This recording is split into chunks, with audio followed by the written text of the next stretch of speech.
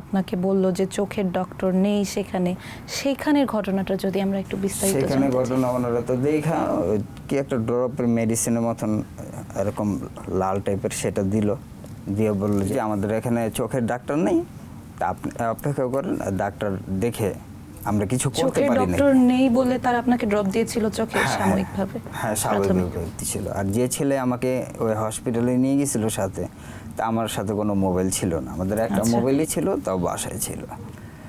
Mobile কি আপনি ইচ্ছাকৃতভাবে নিজের সাথে নেন? মোবাইলই ছিল। আচ্ছা, বাসায়? সেটা বাসায় ছিল, আমার সাথে কোনো মোবাইল ছিল না।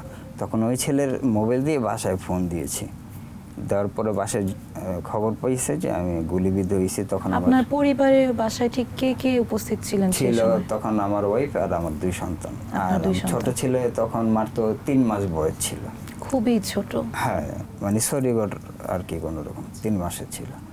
তখন আমার চাচু আর ছোট বোন জামাই আর আমার ফুফাতো ভাই তারা আসে হসপিটালে।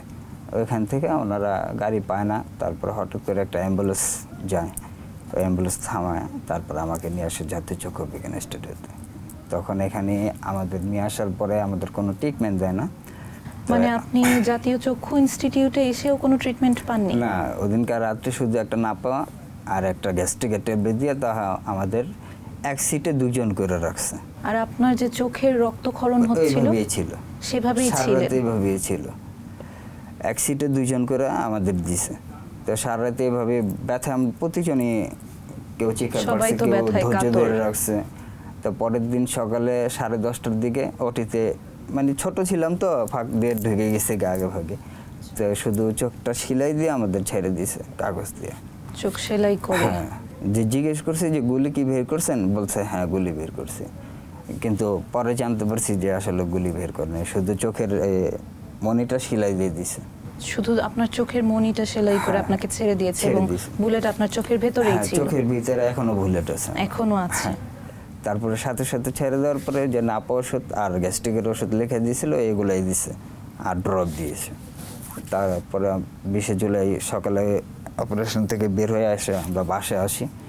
বাসায় আসার পরে তো লুকায় ছিলাম, কী কারণে লুকায় ছিলাম, তখন আমাদের থানা তো 2টা পড়ে, একটা যাত্রাবাড়ি একটা কদমতলী থানার, আর 2 থানার মাঝখানে আমরা এক হিসাবে। 2টো থানার মাঝামাঝি আপনার অবস্থান। তখন আমাদের মনে করেন গলিতে ঢুইকা গুলি তো ওনারা চালাচ্ছে, আর যারে পাচ্ছে তারই অ্যারেস্ট করে নিয়ে যাচ্ছে। আর আমার বাসা হলো গলি 4 নম্বর গলি 4 নম্বর বাসাই, মানে আমার বাসার থেকে মেন রোড পুরো পোস্ট সম্পূর্ণ কিছু দেখা যায়।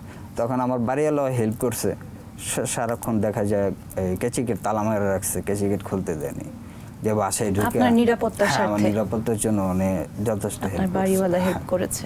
তারপরে ট্রিটমেন্ট একটা না তো আমরা পাইনি, এবং কি বেরোইতেও পারি নাই বাসার থেকে, এমন একটা কোনোভাবেই ট্রিটমেন্ট নেওয়ার মতো অবস্থা ছিল না। পরে এসে 5 তারিখে, যেমন 3 তারিখে ব্যান্ডেজ সহকারে আমি আরো কয়েকবার রোডে নেমেছি, ওই অবস্থায় আপনি আন্দোলনে নেমেছেন? অবস্থায় নেমেছি।